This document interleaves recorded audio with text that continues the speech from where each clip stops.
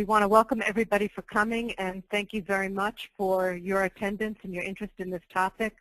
The Regulatory Assistance Project did a Rate Design 101 last week, which is posted on our website for anybody who missed it or would like to hear that one. We're very pleased to have with us today Jim Lazar, who is going to do the presentation on rate design as he did last week. Jim, if you want to forward on the slides, please. So I'm going to tell you a little bit about Jim. He is a well-renowned economist who has maintained a consulting practice since 1982. He is the principal author of handbooks, articles on various aspects of utility regulation, and is recognized as one of the top experts in the field. And we can forward on to the next slide, please. So the overview of today's presentation is going to be on cost allocation, embedded cost approaches, and marginal cost approaches. We're also going to talk about advanced residential pricing options, including demand charges, critical peak pricing, real-time pricing, and finally we will talk about net metering and alternatives. Next slide. We very much encourage you to send us questions if you have questions. We did receive a handful of questions in advance, and if you want to ask a question, you can see down on your screen where that arrow is where it says enter a question for staff. We will be looking for those, and we will try to get to as many questions as we can at the end of the presentation. This presentation should take roughly 30-35 minutes, give or take, and the rest of the time will be for questions. Next slide, please. So with this, I'm going to turn it over to Jim to begin the presentation. Jim? Good morning. Good morning, Janine, and everybody. It's great to be with you all this morning. I'm going to start off with embedded cost methods. About 30 to 35 states use embedded cost methodologies for allocating costs. They fall into really three different families, and there are endless variations on these families. The first group are sort of the engineering-based studies. They tend to look at how facilities are built and how the costs relate to the sizes of the facilities. These studies generally classify the investment and labor costs for most production and transmission costs as demand-related and allocate them based on some measure of peak usage for each class. They also tend to treat a lot of the distribution costs as customer-related. These kinds of studies tend to put the lowest cost responsibility on industrial customers.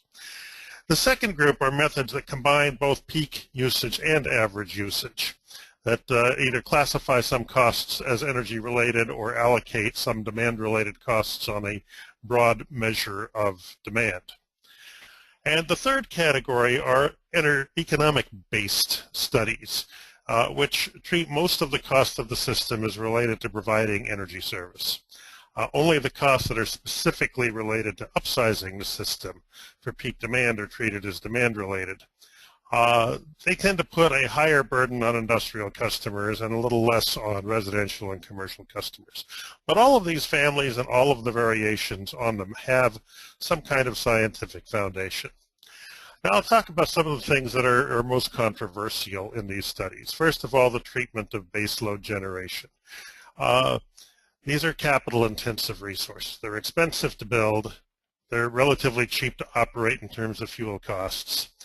They lower the fuel costs. And what happens is the issue is whether to classify part of the capital cost as though it's avoided fuel cost, for example, in a hydro or nuclear power plant. Engineering-based studies often treat these as demand-related costs because the costs are basically fixed in the short run, and the fixed costs are related to the size of the units. Bigger power plants cost more than smaller ones. In those studies, only the fuel costs would be treated as energy-related. The economic studies look at why these plants were built, not just how the costs are recorded. They often classify part of the capital cost as they would treat the fuel costs that are being avoided. The next category of controversy are transmission costs. The purpose may be to move power, which is cheaper than moving fuel. The issue is whether to classify a portion of the cost as an energy-related cost. Most engineering-based studies treat these as Demand-related costs, because the cost of transmission systems go up as the capacity of those goes up.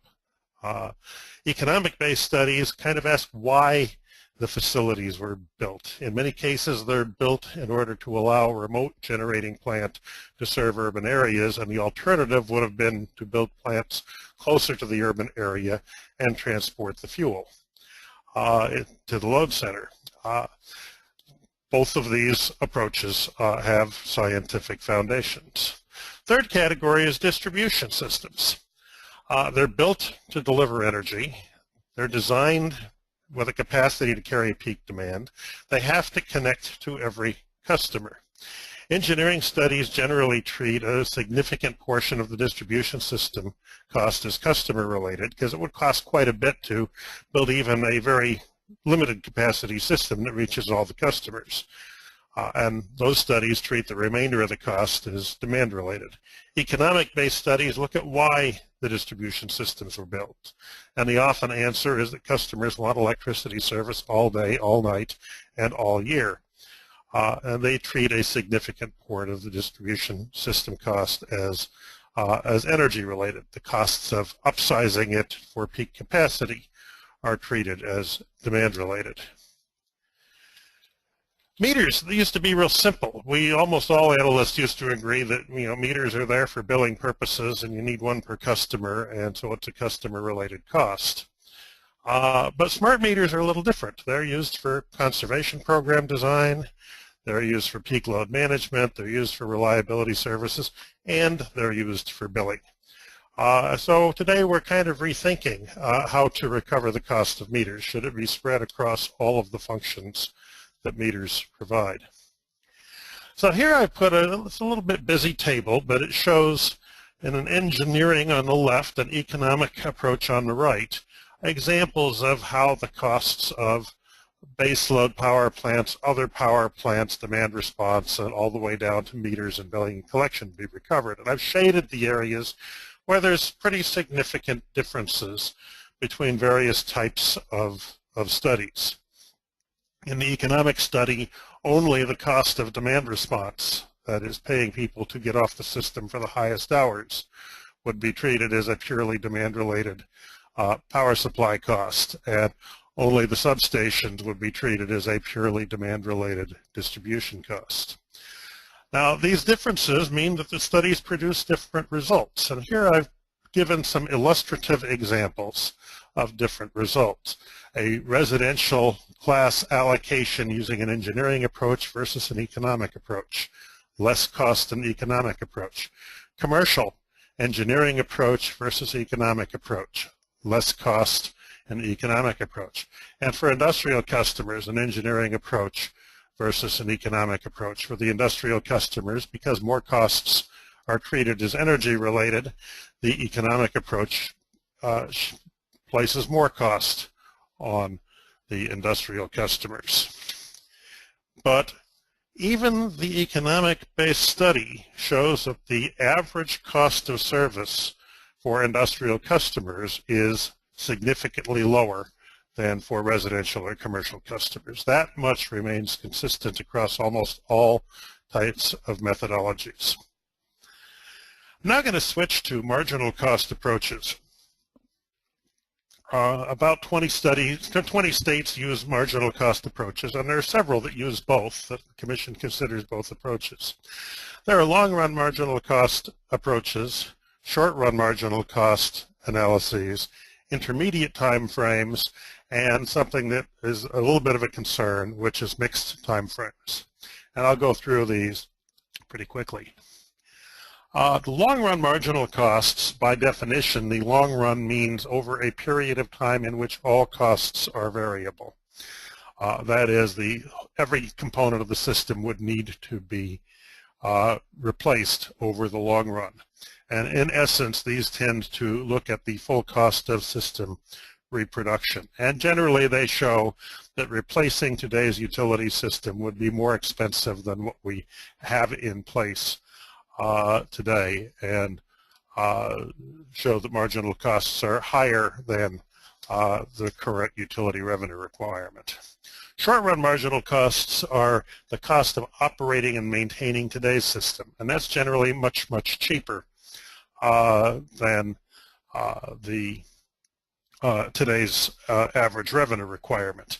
What the short-run marginal cost study tells the utilities is that if their sales decline in the short run, their costs will go down, but not as fast as their revenues go down, and that means their earnings will be lower if short-run marginal costs are below the current rates. A lot of studies are done in an intermediate time frame. That is, they look out 2 to 10 years at what capital costs are imminent but avoidable if customers change their usage. What peaking capacity is needed in the next few years that could be avoided. What baseload power plants are nearing the end of their lifetime, and how can we adapt to that change? The results of marginal cost studies ultimately produce, sort of three different figures: dollars per kilowatt for demand for meeting peak capacity, dollars per kilowatt hour or cents per kilowatt hour for energy, and this is usually in multiple time periods, so on peak, mid peak, off peak periods, summer and winter. And finally, dollars per customer for each class for the customer specific facilities. If the analyst looks at the total cost of replacing the system today, it will usually be, these marginal costs will be above the revenue requirement. If the analyst uses a shorter run approach, it will usually be less than the revenue requirement. The important thing is the marginal cost study results typically do not match the utility revenue requirement, and some mechanism for reconciliation is required. So there's some controversy in marginal cost analysis, as there is in embedded cost analysis. The most frequent concern are mixed time horizons. We run into these where analysts use a short-run marginal cost for energy by running a system dispatch model that operates the existing resources, but uses a long-run marginal cost for peaking capacity and distribution investments. That type of approach tends to shift a lot of costs to the low-voltage distribution customers, residential and small commercial.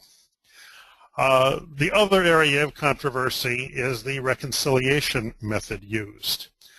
Some regulators have used an equal percent of marginal cost, where the deviation of the revenue requirement from marginal cost is spread equally to all customer classes. Others have chosen to use what's called an inverse elasticity principle, which tends to give less weight to inelastic costs like the customer connection and billing costs, particularly if the marginal cost of service exceeds the utility revenue requirement. Now, our purpose here is to note the differences, not to try to debate or resolve them.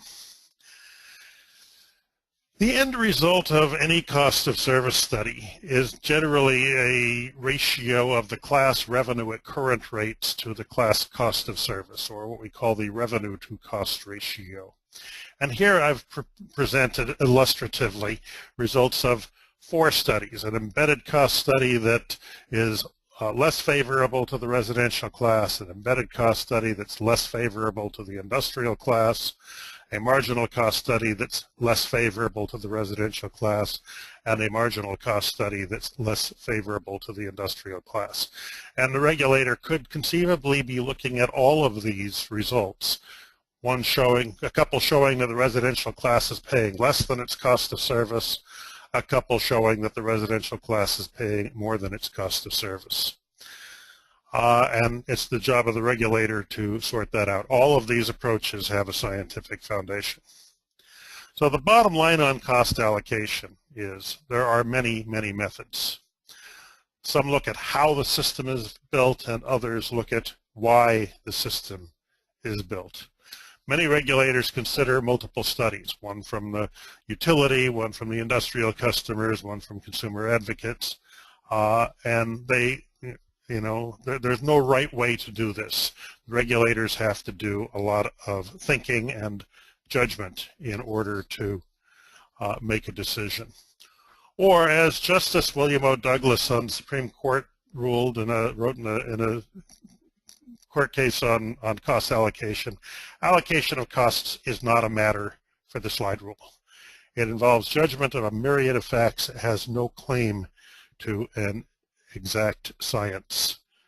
If someone says they think rates should reflect the true cost of service, they are referring to a measurement that cannot be performed.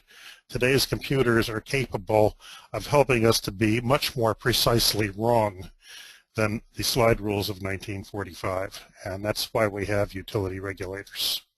I'm going to pause here for questions, and Janine, if you've got some you ready to queue up here, we can take a few minutes of questions here before we move on to the next topic. Okay. I think one question that we could take is, I'm kind of looking at the ones that we have here that fit into what you have done already. And I think that most of them will be addressed further on in your presentation, so why don't you keep going?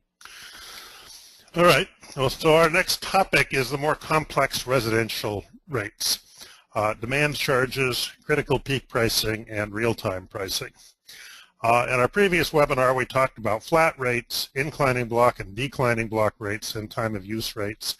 We also discussed combinations of those. Today, we're talking about things that are a little more complicated. The first category are demand charge rates, and we had some questions on those at previous webinar. And they come in a couple of different flavors. The simplest is what's called a panel size charge. This one's from Manitoba Hydro. If the customer's service panel is below 200 amps, they pay $7 a month. And if it's over 200 amps, they pay twice that. The larger customers, generally in Manitoba, are electric heat customers.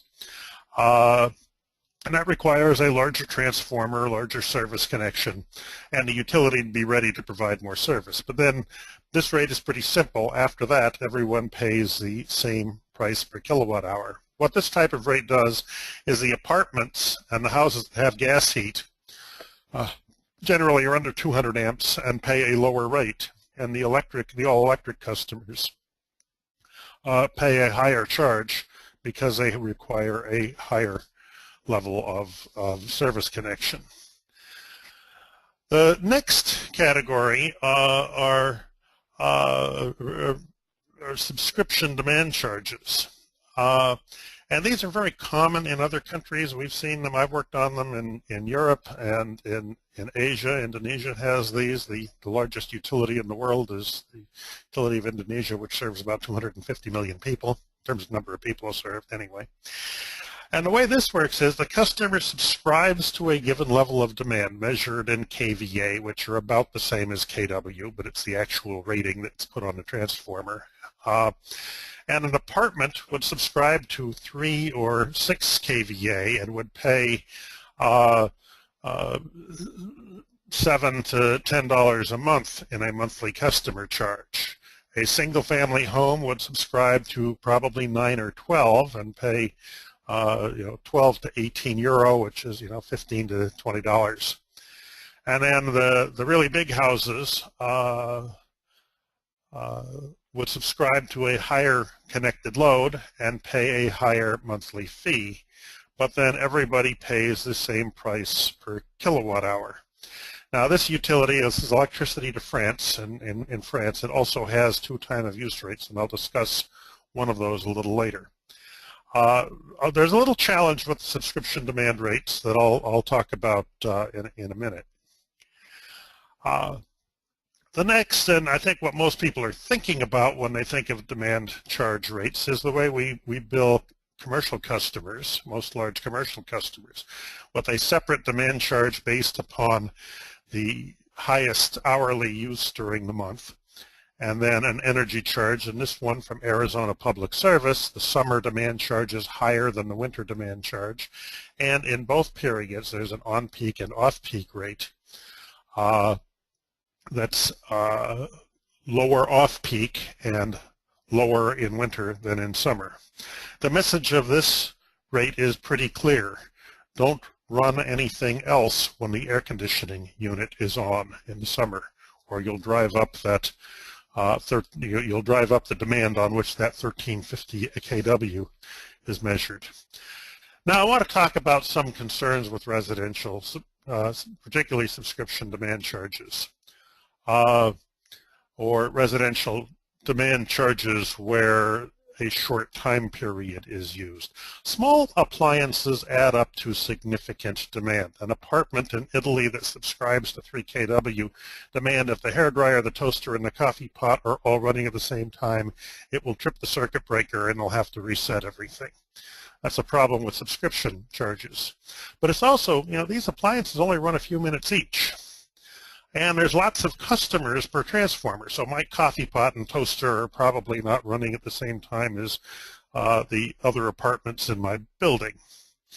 And the solution here for any kind of residential demand charge is it's essential to measure demand on a 1 hour or a 2 hour basis. That will capture things like air conditioning and electric water heating and electric vehicle charging that go on for hours and hours without putting too much of a penalty on people that have happen to have a few small appliances or a few appliances running for a few minutes that overlap.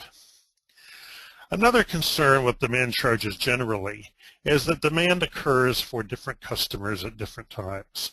The donut shop may close at 3 in the afternoon. The nightclub may not open until 4 o'clock or 5 o'clock. These customers can really share capacity. The same generating capacity that serves the donut shop in the morning can serve the nightclub in the evening. Other customers use power all day and all night.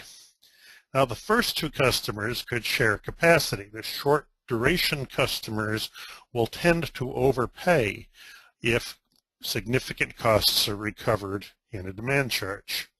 Now utilities have recognized this for many, many years. And most do not apply demand charges to small commercial customers. The most common breakpoint I've seen is about 20 kilowatts of demand. So that would be maybe a 5,000 square foot building. That's 2 to 5 times the demand of most residential customers. Most utilities limit demand charge rates to larger commercial customers that have generally a dedicated transformer.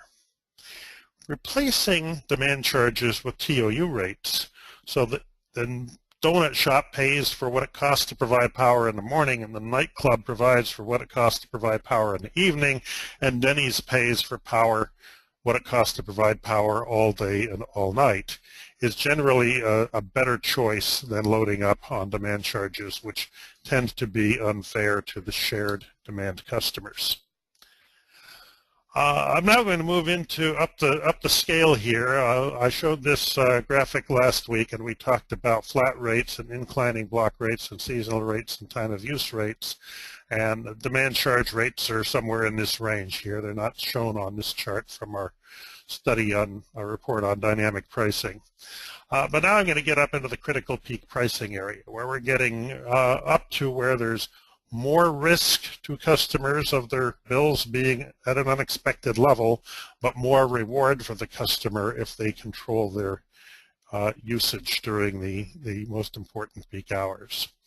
So I'll start with an example critical peak rate from Portland General Electric in Oregon. It has a customer charge of $9 a month. That's kind of at the high end of billing and collection costs, but still within that range.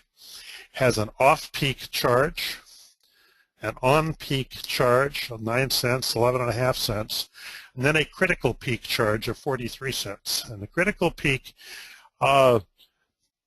charge only applies for a maximum of 4 hours a day and a maximum of 10 days a year. The utility can call these in advance. They give the customer generally day-ahead notice. The customer will get an email or a text message. There are some that don't provide day-ahead notice. They provide same-day notice. But most are based on a day-ahead power market and provide day-ahead notice. And the customers on critical peak rates, if they're able to shave off their use in that critical peak period, are able to save quite a bit of money. And they do that and save the system a lot of money. Our report on time varying and dynamic pricing that's available on our website shows the results of about 100 different pilot programs. They range from simple TOU rates to TOU rates that have technology enhancement, things like programmable thermostats, peak time rebate rates, which I'm not going to talk about today, but are covered in that handbook, critical peak pricing rates, like the one I just showed, critical peak pricing rates with technology enhancements, and a couple of pilots in real-time pricing. What's clear here is that the critical peak pricing rates provide significantly more peak load reduction than do, all of these are being compared to a flat rate.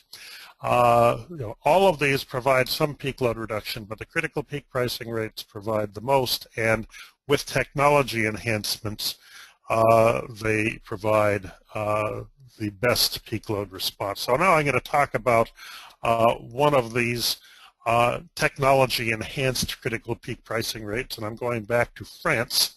This is their tempo rate. Like their basic rate, the customer subscribes to a maximum level of consumption. It's usually based on the size of their electrical panel.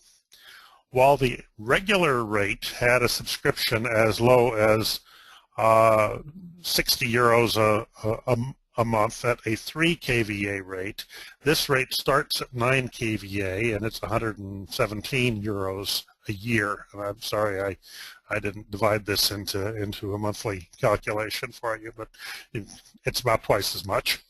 And then there's 6 time periods. There's the regular days, the HC days, where the off-peak rate is 7.6 European cents, the mid-peak rate is 10.7, and the on-peak rate is 19.7 cents. But then, up to 22 days a year, the utility can call critical days. And on those days, the HP days, the off-peak rate goes up to 9 cents, the mid-peak rate goes up to 12.7, and the red period goes up to 51 cents. And the customer has an in-home display. Here's where the technology enhancement occurs. If the cheapest rate is in effect, the blue light will be lit up. If the mid-peak period is in effect, the white light. If the on-peak period, the red light. If the utility is called a tempo event, then these 3 lights come into play, and the customer sees on the display how far up the cost curve the electricity price is in real time. Sacramento just completed a pretty large test of critical peak pricing. They defaulted about 3,000 customers onto TOU and critical peak pricing rates, including about 1,000 low-income customers. They had simultaneously some opt-in customers who could choose those rates. What they found is that the opt-in customers here on the left had much greater peak load reduction than the defaulted-in customers. But both groups had significant, very significant peak load reductions. They also found that the critical peak customers reduced their peak demand by more than the simple TOU customers did, and we would economically expect that. Basically, what they found is what we would expect from economic elasticity studies, that customers reduced their usage in proportion to how much the price of electricity was at different times. And they also found that the low-income consumers reduced their peak demands by a little less than the other customers, and mostly that's because those customers were less likely to have a working air conditioner to adjust.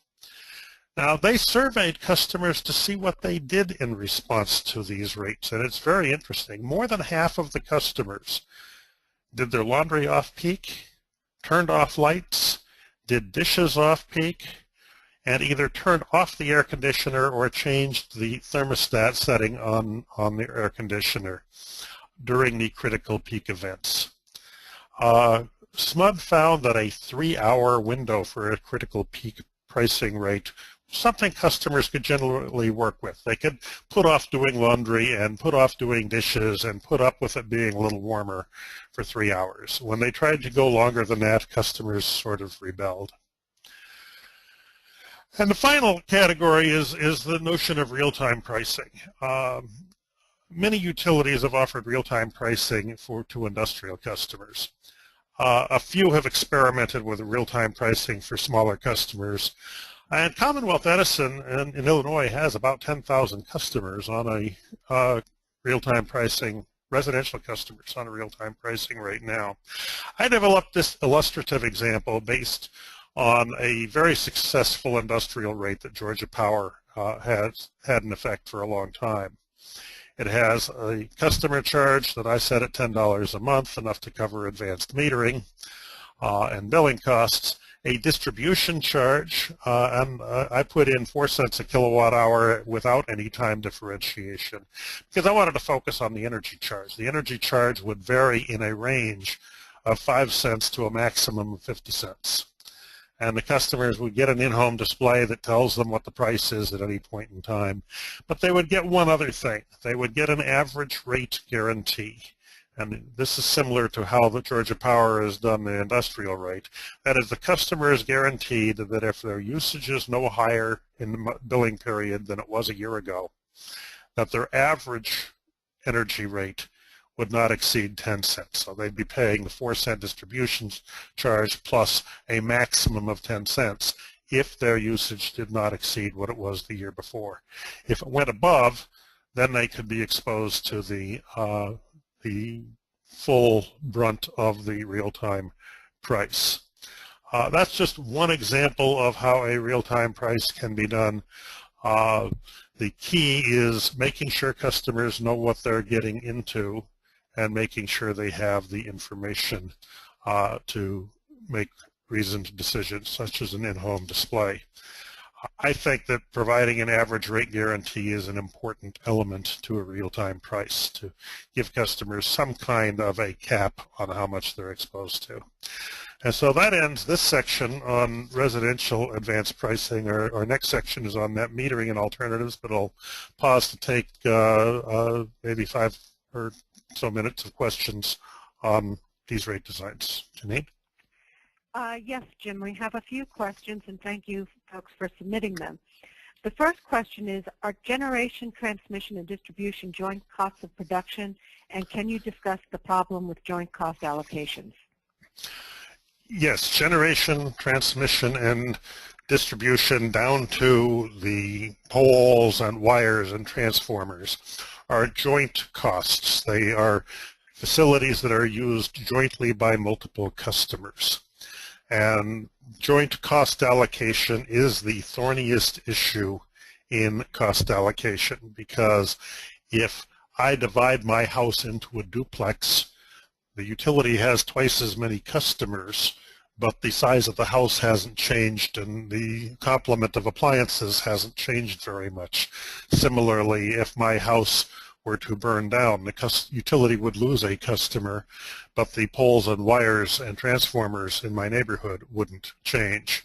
So those joint costs of distribution, transmission, and production need to be allocated among the joint customers, and that is really the essence of the controversy in both marginal and embedded cost allocation, is how should those costs be recovered, how should they be allocated among customer classes, and how should they be recovered in the rate design.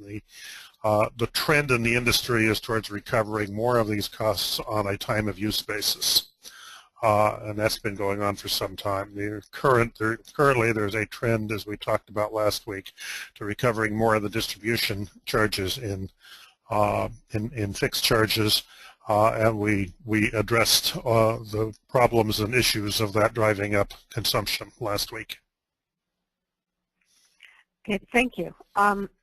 Another question that we received is, This is just a clarifying question. Someone would like you to say what PTF stands for.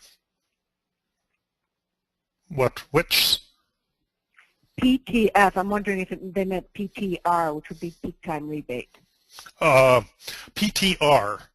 Okay, I'm going to back up to that. Yeah, the question is PTF, but I'm thinking the questioner meant PTR. Well, PTF I don't think I used, but on this slide, yeah. they're on the left axis here. I'm having trouble getting my cursor. There it is. Is the PTR, which is peak time rebate. A peak time rebate rate is a rate in which if the customer reduces their usage during a system called peak period, they get a credit on their bill, but otherwise everyone pays the normal rate. So it's a rate that gives you a reward if you do a good thing, but no penalty if you either continue using power or even increase power during that peak event. And for many utilities, peak time rebate has been a way to break customers into the notion of more dynamic pricing, to give them a reward if they cut their usage without a penalty if they fail to cut their use or if they use more. So it's a customer can win, but the customer can't lose. Obviously, those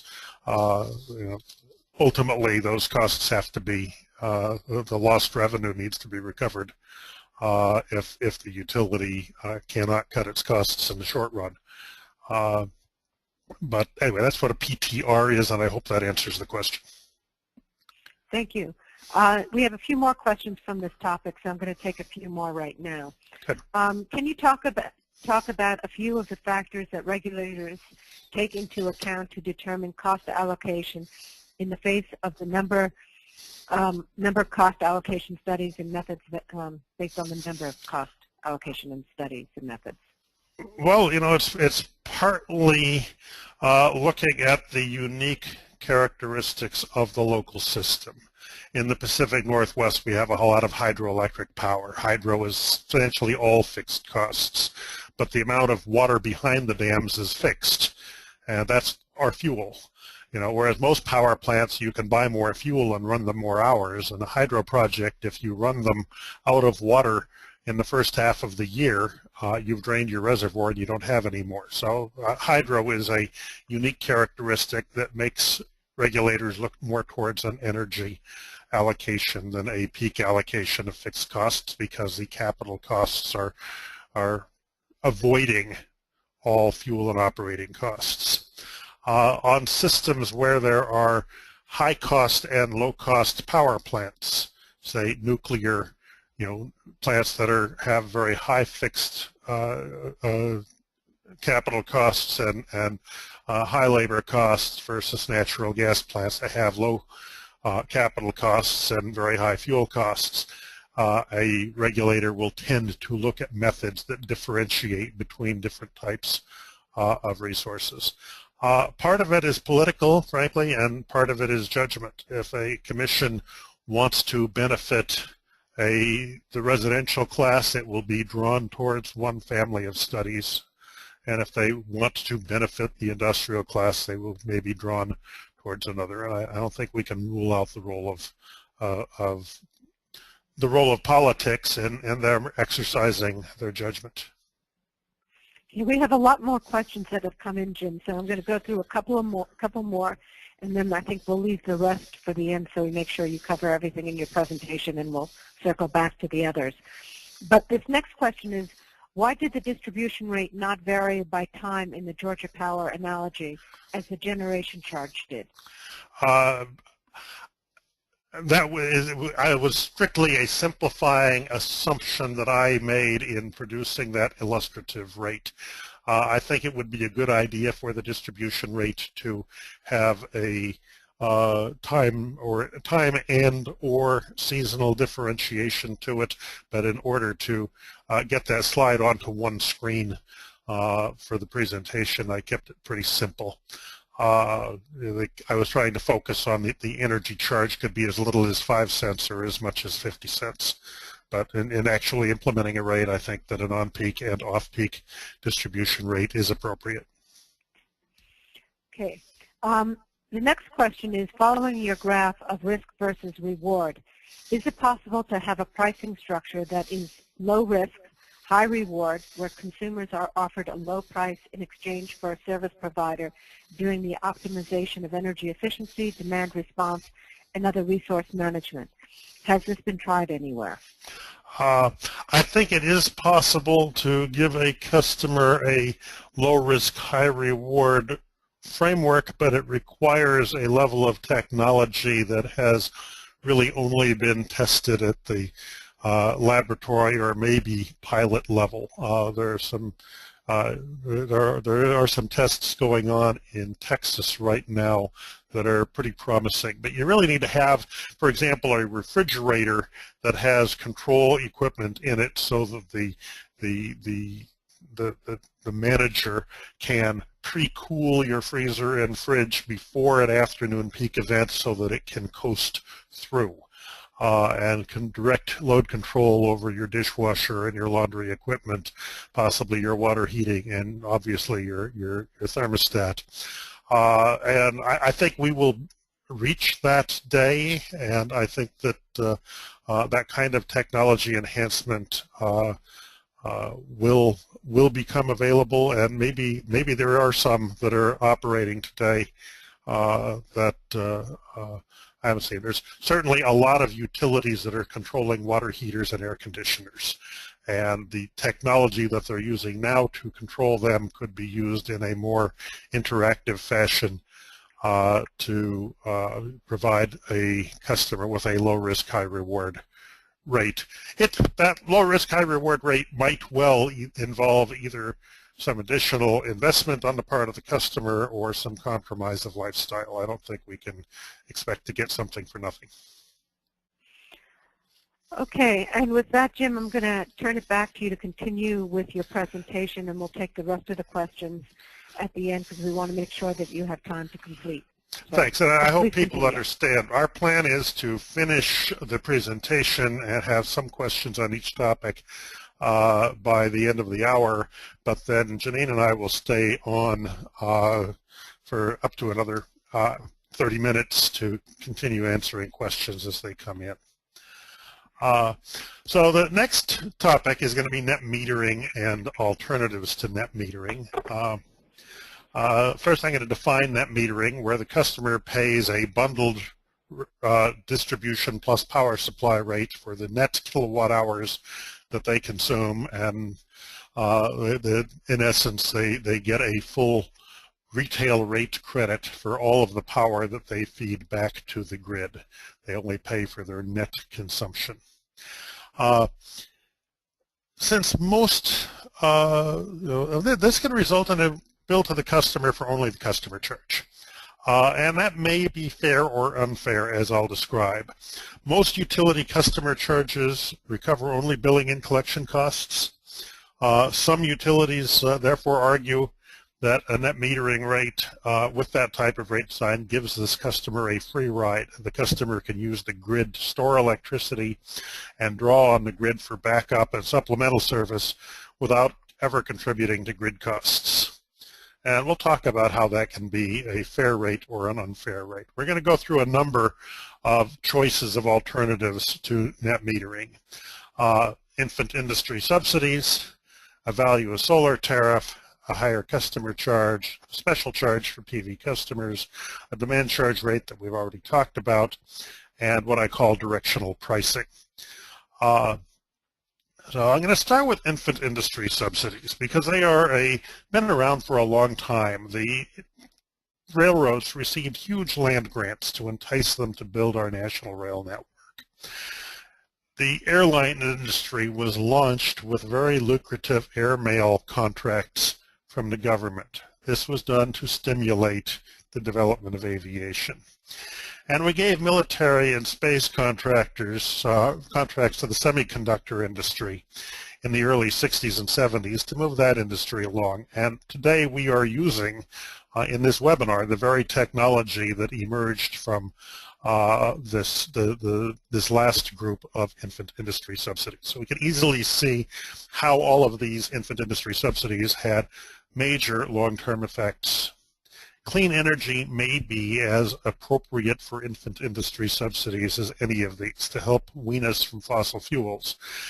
I think that where utilities have less than about 5% penetration of distributed resources, that they are still in the infant industry stage, and the judgment of the regulator should be based upon whether they think that stimulating this industry is a investment that provides some potential benefit in the long run. So that's sort of the cost-based justification of a net metering rate that is a subsidy. But not all net metering rates are a subsidy, and the value of solar tariff, or VOST, is an approach that's been used in a couple of places. Been used in Minnesota, has been used in Austin, Texas, and a few other places, where it seeks to recognize all of the values of distributed energy, in this case solar. First of all, it's renewable, so it's a different character of resource. Second, it's a new resource, and comparing it to a revenue requirement that includes older resources may be inappropriate. It's delivered to the system at the distribution level, so it's not like a large generating resource. It has environmental characteristics that are different. It has fuel cost risk avoidance, which is viewed as a benefit. Price suppression.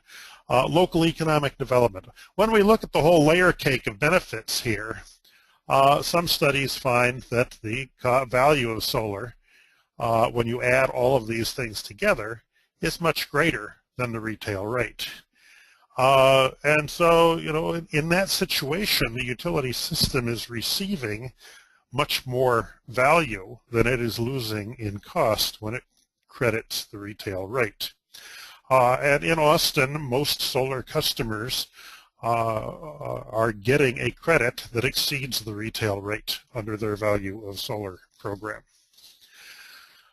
So I looked at, Rocky Mountain Institute published a report that looked at, you know, about 15 different value of solar calculations, ranging from some utility studies that looked only at avoided fuel cost in the short run to some advocate studies that included things like local economic development.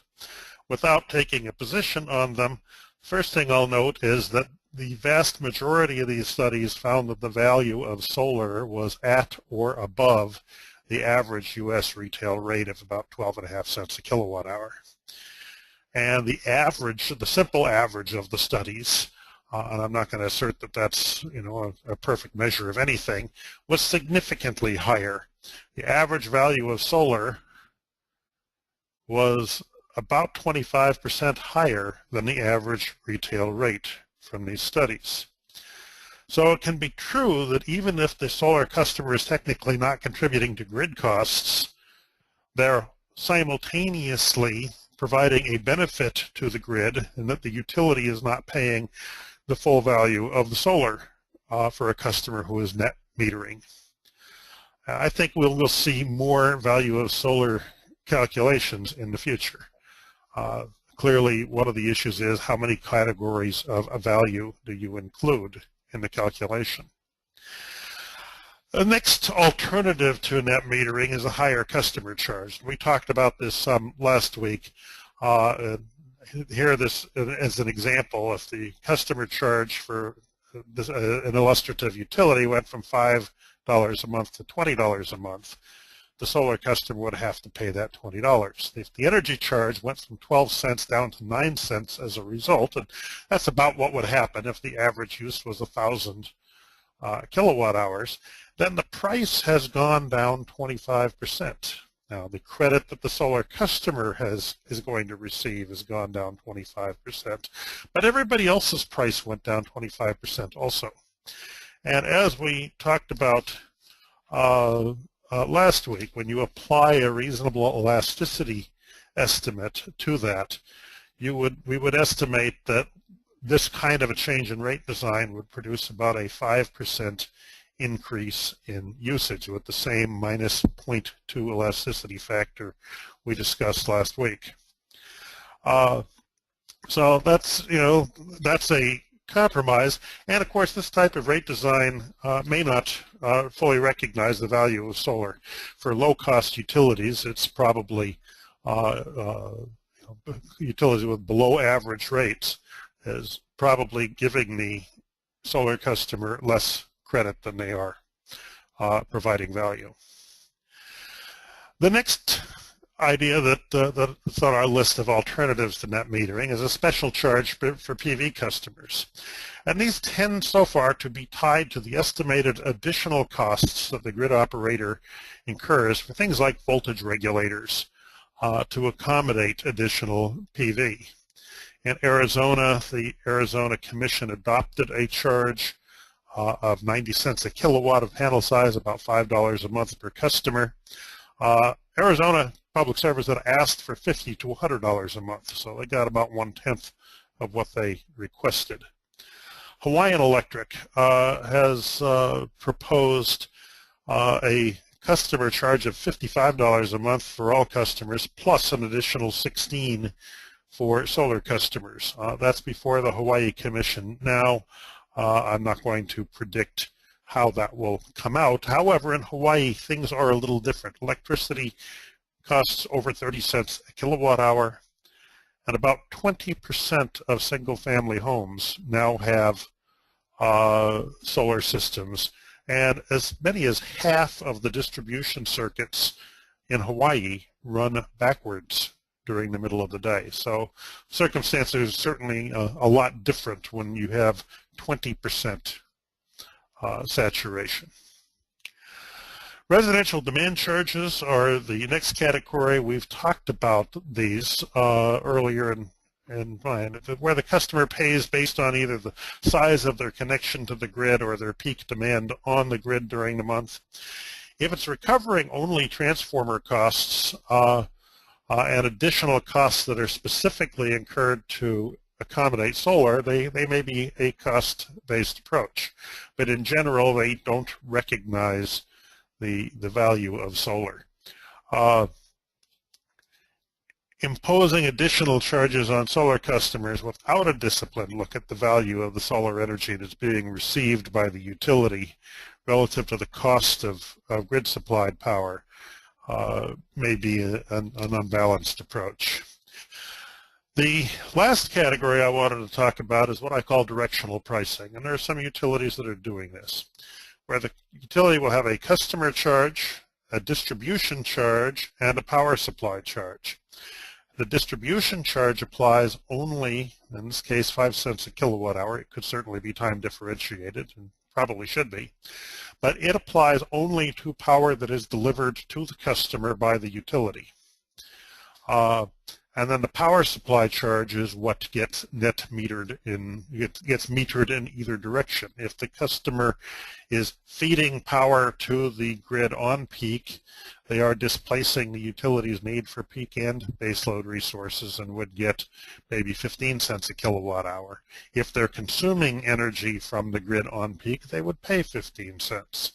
And similarly, off peak, if they're feeding power to the grid, which solar customers do on weekends, they would get a lower price than if they're feeding power to the grid during peak periods.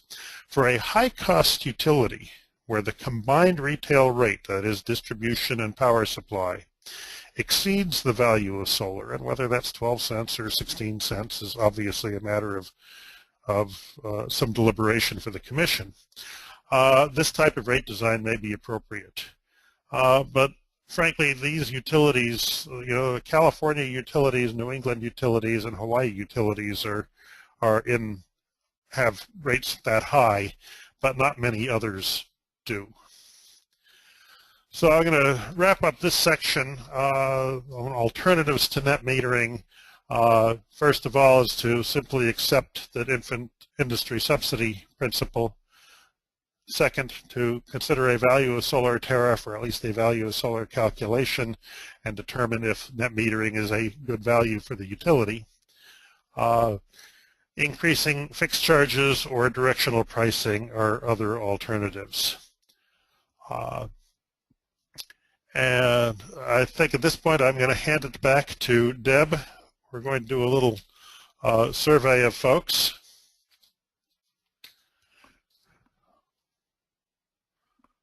Thanks, Jim. This Fundamentals of Rate Design webinar series has generated a lot of interest, so we at RAP want to ensure that we continue to address your interest. In just a moment, you'll see a one-question survey with suggested topics for webinars pop up on your screen. We'll wait about a minute for you to check all of the answers that interest you. Following that poll, we're going to move to the question and answer session and to some final thoughts from Jim. And then, as Jim mentioned, we'd like to offer an additional question and answer session that goes beyond the official webinar for about up to 30 minutes.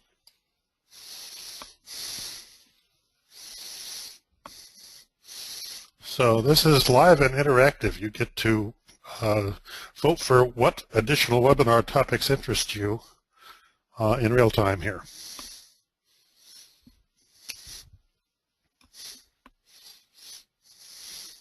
So let's take a moment and have folks fill that out. And maybe while they're doing that, maybe I can go to the next question since we have so many questions and we're getting close to the hour. Sure. So the next question is, what are the benefits and flaws of various true cost of solar calculations used to charge connection fees to solar PV customers? Can you read that to me again, Janine? Sure. Various. What are the benefits and flaws of various, quote, true cost of solar, end quote, calculations used to charge connection fees to solar PV customers?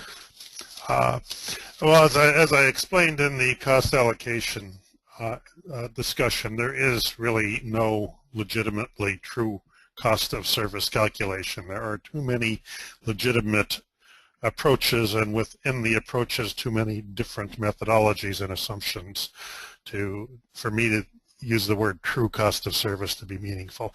One can measure the cost of extending service to an individual customer. That's a calculation of, for rural customers, it's commonly done.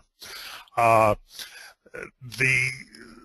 question that I think regulators will struggle with is, should we be looking at the joint costs that are upstream of the customer, or only the customer-specific costs? Clearly, if a new residential subdivision is built where every house has a solar system and every house has a battery bank, but they do want to be connected to the grid for sharing service and for reliability services, that cost would not be insignificant. And there might be benefits to the grid of having that collection of customers with their battery banks connected to the grid. That is, the grid might draw from them at times.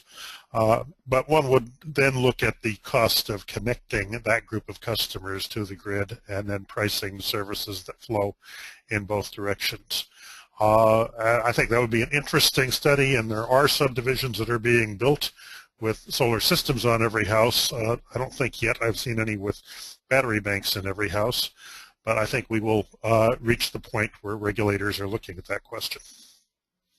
Okay. The next question is, how should the emergence of price-responsive demand decreasing future system costs change how we think about cost allocation? Well, I think that the biggest changes that are happening is that, and the New England ISO has been the leader of this, is by allowing demand response to bid in as a capacity resource and energy efficiency to bid in as a capacity resource. We're finding that the cost of meeting a few peak hours is much, much lower than the cost of building a power plant. And so that's going to result in, I think, in less costs being treated as peak demand related in cost allocation studies. The other change that's happening is as we get more and more advanced meters installed and utilities gain the ability to measure customer time of use, more and more costs will be allocated and priced on a time of use basis, and customers will pay prices that more accurately reflect the cost of the unique service that each customer takes.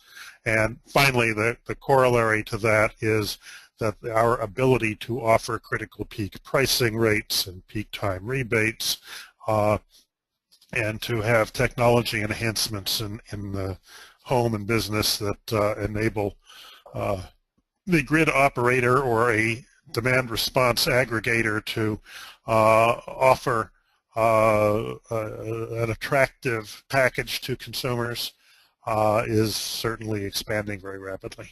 And that's also going to result in a difference in how rates are designed, because customers are going to expect and the aggregators are going to demand more precise time-varying pricing. Jim, we're coming up to the hour, so I think we should turn back to the wrap-up, and then we can take some more questions for folks who want to stay on the line. There's a number of very good questions in the queue. All right, so the most important, cost allocation is an inexact science, and it's always, I think, useful for regulators to see the results of multiple studies using different assumptions and different methodologies. I've seen a number of regulators take what have seemed reasonable action based upon multiple studies, not following any one study rigorously. Customers do respond to advanced prices. We've seen that in the pilots. There are costs associated with offering advanced pricing, but there unambiguously are benefits as well. And finally, there are a number of alternatives available to net metering. In my experience so far, these are most applicable to the high-cost utilities. For most low-cost utilities, net metering provides a simple approach that's relatively fair to the utility and relatively fair to the solar customer. The utility gets a new clean resource and the customer avoids a bundled retail rate. Each gets a little bit more than just a kilowatt hour. Thank you, Jim, and I want to thank you for an excellent presentation, and I want to thank the audience for your attendance and your excellent questions. We are going to stay on and continue to go through the questions for anybody who has time available to stay on the phone with us. So with that, I'm going to go to our next question, which is, can you describe a minimum system study sometimes used to justify increases in monthly customer charges? Yeah, a minimum system study is an approach that looks at the cost of building a hypothetical distribution system that has poles tall enough to let the wires clear the road, but no taller, and strong enough to hold a very thin wire, but no more, and transformers of a minimum size adequate to connect a customer and provide voltage, but not enough to meet significant load. They were widely advocated 35 years ago during the PURPA hearings that state regulators were required to hold. At least in the states that I worked in at that time, they were pretty universally rejected by the regulators, but they are still used by some co-ops that have rural service territories, and I've seen them presented by larger regulated utilities as well.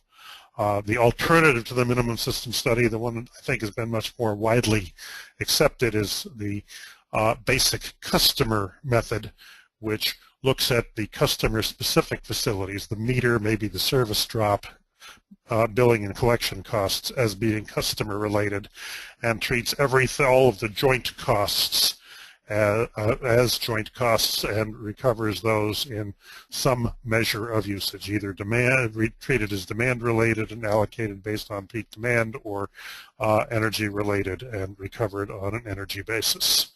In Bonbright's treatise on principles of public utility rates, in 1961, he described that method and was extremely critical of it, and consumer advocates continue to raise the same arguments today that Bonbright presented half a century ago. Okay, next question. Recognizing the distribution cost to serve an apartment complex is lower per customer than the cost of rural single-family homes. Do any utilities have base charges that vary? It's sort of like the EDF example you gave, but not as precise. Yes, there are a number of utilities that have a differential customer charges for different kinds of customers. Commonwealth Edison in Chicago is a good example, and I'm working from memory here, but their apartments pay about half as much as a single-family residence pays, and an all-electric single-family or an all-electric single-family residence pays a higher yet customer charge, and those are based on the type of customer. The Manitoba Hydro, based on panel size, is a little more common. I've seen those in quite a few utilities. And the final differential I've seen in a few places is some utilities charge more for customers that have underground service relative to overhead service. Overhead service is cheaper, but it's also uglier and less reliable, and the underground customers pay a premium price in their monthly service charge for what's in essence a premium service. Okay. Could you explain what critical peak methodology is in terms of cost allocation? Does it lean toward energy or demand charges? Why would one want to use a 4 critical peak or a single critical peak? Well, I think actually the question is single peak or 4 coincident peak, 4 CP. Yeah. Rather than critical peak. So many regulators have looked at what is the right period of usage on which to base the allocation of peak demand. And this depends a lot on where in the country you are and the characteristics of the system. Some use the single highest hour of the year, 1 hour. And the problem with that is that it may come at 4 p.m. when the offices are all open, or at 6 p.m. when the residences are all home, and it can move back and forth quite a bit. So a lot of regulators have looked at multiple hours of peak. Some have used the highest peak hour in each of the 4 peak months, typically June, July, August, and September. Some have used the highest 100 or 200 hours of system load. Whenever they occur, that picks up some 4 p.m. hours and some 6 p.m. hours and allocates those peak-related costs based on I'll call it a broader measure of peak. And many use what we call the 12 coincident peak method, in which the highest peak hour in each of 12 months is used. If you have, I'll just take one example system in the state of Idaho. The load peaks in the summer because that's when the irrigation season is going and air conditioning is happening in the commercial sector. But the residential peak occurs in the winter months where people have pretty low rates and there's a lot of electric space heating. And so a 12 monthly peak method has been attractive there because it shares those peak-related costs between the irrigators and the commercial customers in the summer and the residential customers in the winter. So looking at the characteristics of the system is important. But before you get to that point, there's always the controversy over how much of the costs should be treated as peak-related in the first place. Should it just be the cost of peaking power plants, or should the investment and labor costs associated with baseload power plants be treated as demand-related? And in many states, the baseload plants are, a very common energy-weighted methodology is the base, intermediate, and peak methodology, where all of the costs of the baseload resources, including associated transmission, get treated as a spread to all of the all hours of the year, and the peaking unit costs and peaking-related transmission augmentation is allocated only to the peak hours of the year. And you measure each class's usage in base load, intermediate, and peak periods, and allocate the costs on an energy basis to all 3 periods. And in that approach, in essence, only the peaking resources are classified as demand-related, but those are allocated on a single peak or 4 monthly peak, some kind of a narrow measure of demand basis. So there's the classification and the allocation step, and it's the result of the 2 that matters. Okay, we have a couple of questions asking for references to reports or referencing studies that you've discussed in this webinar. And so for those, we will make that information available on the afterwards on our webpage or by getting back to the questioner. So I'm just going to skip those questions and just let the listeners know that the information they're requesting will be provided, and move on to another question, which is, you mentioned that it would be appropriate to have a time of use rate for distribution rates in addition to generation. Why? How do distribution costs vary by time of day? Wouldn't it be more appropriate to have a demand charge instead of a time of use rate for distribution costs? Well, the distribution system has to be sized to the peak demand that is placed on it. Bigger transformers, bigger conductors, bigger substations. The meter size generally doesn't change, within the residential class, but all the other sizes, everything else, service drop, the conductors, the transformers, are all related to not the individual customer's peak demand, which in my house might be at 10 in the morning, but the group peak demand, which might be at 8 in the morning, because I'm a late riser, or might be at 6 in the evening, if it's an air conditioning driven peak demand in the summertime. If some customers are not using much distribution capacity during those peak hours, arguably they shouldn't be asked to pay for it. If others are, arguably they should. In the minimum system method, about half of the distribution cost gets classified as customer related and the balance as demand related. And arguably those demand related costs, that half should only be recovered based on peak hour use or peak period usage. Then the question of whether a demand charge or an energy charge is better. Demand charge seems simpler to, from an engineering perspective, it seems logical, but I discussed the problem of shared capacity and customers with usage at different hours, the nightclub and the donut shop, or within the residential sector, the early risers and the late risers, the people who work night shift and don't have air conditioning loads between 4 and 7 p.m., but they might come home later and still want to cool their house down. A demand charge would make them pay for their usage, even though their peak usage, even though it occurs at a time that the distribution system has a lot of slack capacity. A time of use rate can recover those costs from the customers who are causing and using that capacity in a way that a demand charge cannot. Now, there are a number, and I didn't show Arizona Public Service's most complicated rate, where the demand charge is, I think it was Arizona, a demand charge only applies to use during the a few peak hours, and there's no demand charge at all in the rest of the hours. That kind of a time differentiated demand charge is an alternative, but because of the diversity of residential loads, my coffee pot is on at a different hour than my neighbor's.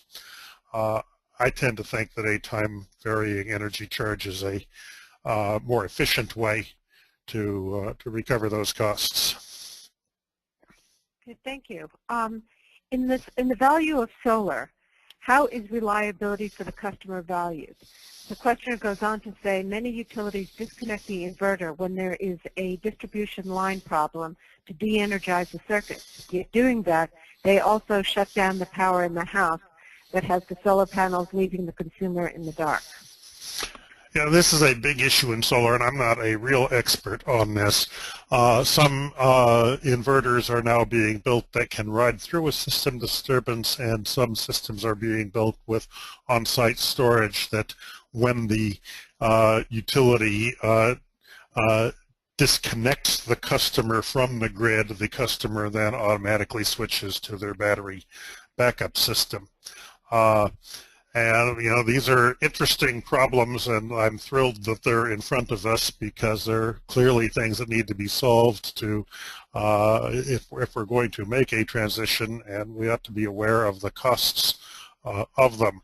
But from a safety perspective, the utility, when there's a distribution system disturbance, the utility does need to disconnect the customer from the grid because you don't want to have power backfeeding onto the grid when guys are out working on the lines thinking they're de-energized. But there are technical fixes to this in the form of smart inverters and automatic transfer switches that are emerging in the market to allow the solar customer to continue taking advantage of their own system when the grid is unable to provide service. Okay, thank you. Can you comment on the minimum bill and how it differs from a fixed charge? Sure. We just published a paper on this topic that should be up on our website yesterday or tomorrow. I'm not sure which. A minimum bill is it tells the customer that if their usage goes below some threshold, they're still going to pay the utility $20 a month. As you could have a rate that's 10 cents a kilowatt hour with no customer charge, but a $20 minimum bill. And in that situation, the customer who uses under 200 kilowatt hours in a month would still get a bill for $20 as though they had used 200. The minimum bill has the advantage of keeping the revenue requirement in the price per kilowatt hour so that most customers and the overwhelming majority of usage, which is by customers in this example using more than 200 kilowatt hours a month, would still see that 10 cent a kilowatt hour price. If instead you had a $20 customer charge, in order to get the same revenue requirement, you might have an 8 cent per kilowatt hour energy charge, and customers would use more electricity in response to the lower price. That is, they would be less inclined to be vigilant over turning off lights and turning down thermostats and primarily behavioral changes, but they also would have less incentive to invest in a high efficiency refrigerator or air conditioner to replace an existing appliance. So a minimum bill preserves the revenue requirement in the price per kilowatt hour to keep the price signal to customers more closely in line with the long-run costs of acquiring the resources. It used to be very widely used in the gas industry. It's become less used in both gas and electric.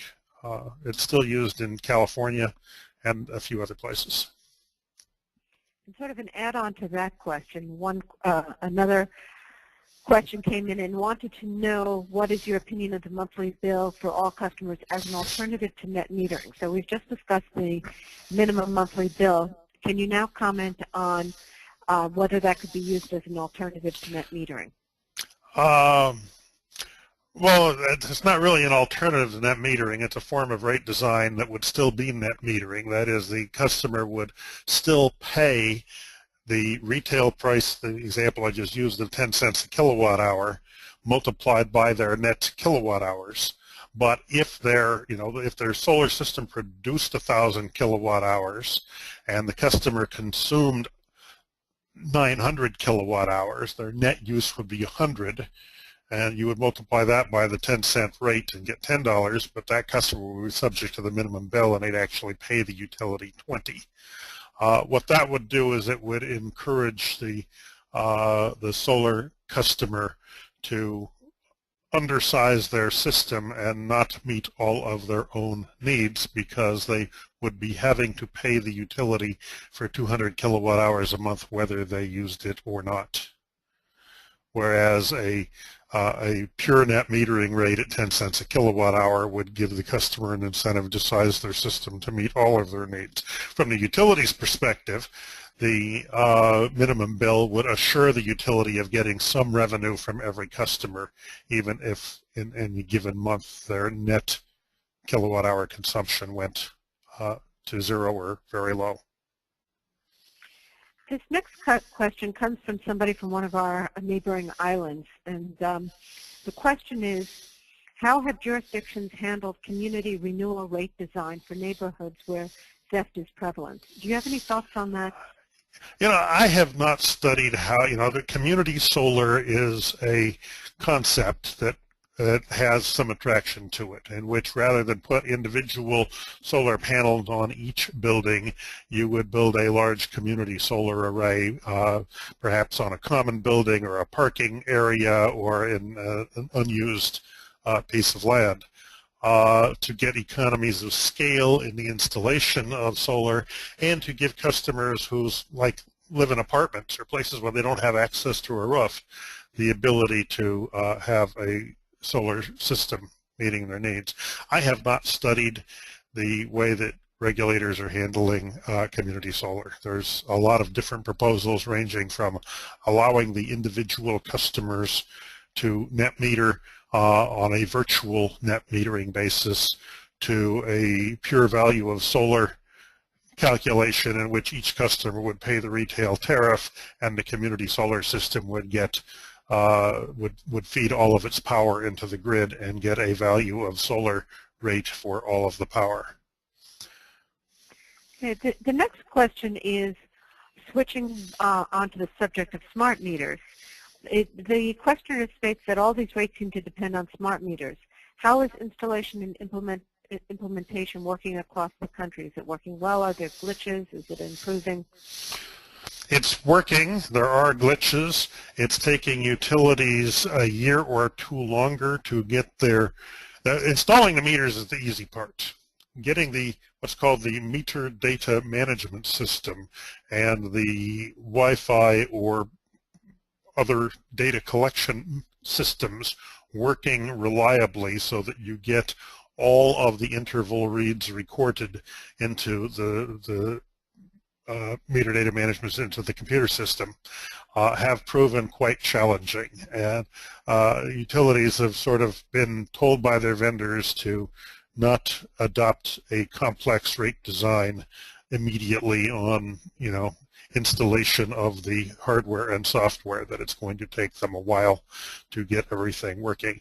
But they are able to get things working, and the data quality is absolutely wonderful, stuff that we've never had any access to before. We're able to go out and search the system for customers that have 4 kilowatt increments that pop on and off when there's not an air conditioning demand. We're pretty sure those are water heaters. We're able to find 7 kW loads that we're pretty sure are electric vehicle chargers that come on for hours at a time. And we can find that. We're also able to do reliability studies that we're never able to do before. Identify transformers that are overloaded before they fail so that we replace them without the customer's power going out, or identifying transformers that are underloaded, that are have wasted standby losses and that need to be downsized. And so there's both reliability and energy efficiency benefits that are coming out of the smart meters that have nothing at all to do with billing customers or with complex rate design. A follow-on question is from another questioner is, do you need a smart meter for time of use pricing, or is there an add-on that you can put on current meters to do TOU pricing? I don't think there's an add-on to put on current meters. You don't need a smart meter. There are meters that are programmed and collect data in bins, and there are plenty of utilities that have had time of use rates that were optional long before they had smart meters. But a smart meter doesn't really cost much extra. Just as a pretty sophisticated cell phone doesn't cost much extra now, and so anytime a meter is being replaced, it's, economically there's no reason not to install a smart meter. It's only a few dollars difference in cost. But you can't just add that on to an existing electromechanical meter. And so while there are plenty of load control programs of air conditioning cycling or water heater cycling that attach a radio receiver of some kind to the individual appliance and allow the utility to cycle them on and off, which is kind of a virtual time of use price. It's an interruptible price, actually. To actually bill customers in time of use bins is probably, if you're going to have to replace the meter with either a time binned non-smart, time binned dumb meter or a smart meter with all of the features that a smart meter has, it's hard for me to imagine a utility choosing to retrofit anything but a smart meter. Thank you. Another questioner asks, how in the long run do we ensure transparency with regard to the benefits from load management and appropriate allocation of those benefits to customers? Try that again on me. How in the long run do we ensure transparency with regard to the benefits from load management and appropriate allocation of those benefits to consumers? Well, load management primarily is valuable for reducing peak demands and shifting loads into either lower cost periods or lower environmental impact periods. And it will vary because some utilities are emission constrained and are going to be focused on emissions rather than strictly solely on cost. And so time varying prices have the ability to flow each customer's load shape impact on the underlying costs back to that customer. I think that's the time varying pricing is probably the most attractive tool for doing that. Allowing small customers to participate in demand response programs, presumably through aggregators, I think will happen. It's going to require a level of control over appliances that doesn't exist today. But I think we will see that day come. When the smart meter is connected to a bunch of smart appliances, producing a smart house that's owned by a smart owner and connected to a smart utility, we can do a lot of smart things. But that combination of smarts is a little bit elusive at the moment. Okay. If utility costs exceed the revenues from the guaranteed rate customers, who pays?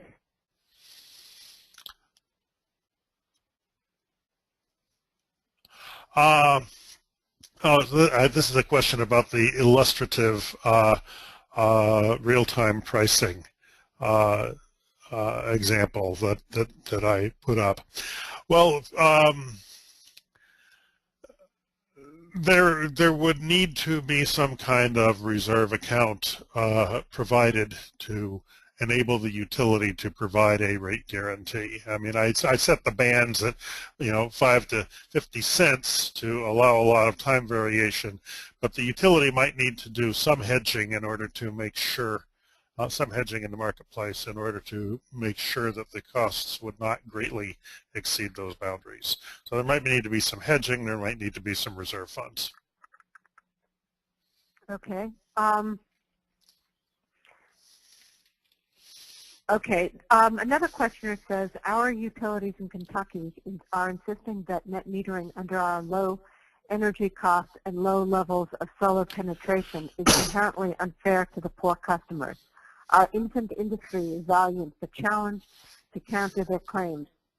Do you have any thoughts on that?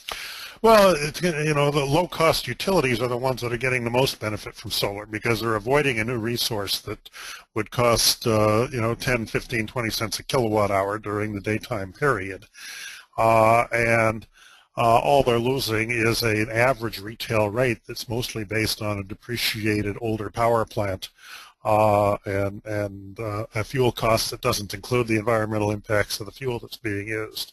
So in that situation, if you think of the average value of solar of 16 cents, the utility is getting a 16-cent resource from the solar customer, and they're only crediting them with 6 or 8 or 9 cents on the bill. So the utility is actually getting a much more valuable resource on a low-cost utility. So this is really a problem of a utility looking at the short-run avoided cost, which is the fuel cost of an existing power plant, versus the long-run avoided cost, which is the cost of the new resource that would otherwise ultimately have to be built, valuing the environmental cost benefits, the transmission distribution cost, and line loss savings that having the resource out on the circuit is ultimately providing. It's mostly, in my opinion, for a low-cost utility, net metering is a good deal for the utility and a bad deal for the solar customer, who should be getting a value of solar price based on a new clean resource delivered in the distribution system. Obviously that's different in California, where the prices are 18 or 20 cents a kilowatt hour. Okay, we have a number of excellent questions still left, but we're going to do one final question, and it's and this question is there any data that shows that a value of solar tariff grows the solar market? Also, doesn't the value of solar tariff require the customer have 2 meters? That seems like a major cost. Clearly, in Austin, Texas, the value of solar tariff that pays the customer more than the retail rate for the power that they deliver is stimulating the solar market in Austin, Texas. That's where the concept was really first launched, and it clearly has stimulated the market. And it either requires the customer to have a smart meter that is capable of measuring directional flows, and most can, or it requires the customer to have 2 meters, a consumption meter and a production meter. And generally the value of solar tariff, where the value of solar tariff is really functions as a full buy and sell, you wind up with with 2 meters, but where it winds up is net metering at the value of solar rates by time period. It can be done with a single smart meter, because all that ultimately matters is how much power is the customer taking from the utility, and at what times, and how much power is their system producing at what times, and a single smart meter can measure both of those. Okay, well, thank you, Jim. I want to thank you for an excellent presentation, and I want to thank the audience for staying on for the second 30 minutes for additional questions. It is now 2:30, so at this point we're going to conclude our webinar. The webinar will be posted on our public website for folks who want to go back and look at it, or refer it to your colleagues. So once again, thank you very much, and have a great afternoon. Bye.